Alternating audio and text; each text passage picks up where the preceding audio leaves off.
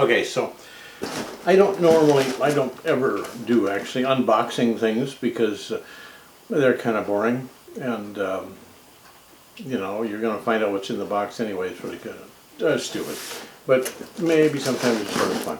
However, today I get this rather long box in my drop box outside, and I always tell them if it doesn't fit, don't put it in there.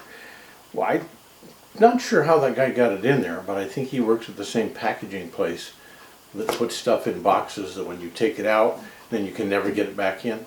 Okay, well anyway, another story. But look at the size of this thing. It's huge. So I opened it up, thinking maybe the unit that I'm buying is already assembled. That never happens. So anyway, I took it out, and this is what's inside. This. The box is this big. This is this big. Why would you ship something in such a box that is, look how tall it is. It's right there. This is way down here. So anyway, I opened it up, and I looked in there, and I thought, okay, and I took everything out. And then I thought, well, maybe I should make a video of this. This might be kind of interesting or something. So I tried to pack everything back in the box. Now, you can't pack everything in the box because it doesn't fit. I don't know how these guys pack stuff in these boxes and get it to fit so good, and then get the lid to close on it.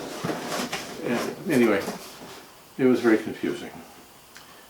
So that's the whole point of this. Is I guess I guess you have to be from China or something. How do you get this and this and this and the charger in that little box? I'll never know, and I don't care. But you know, what a challenge. That's all I have to say about that.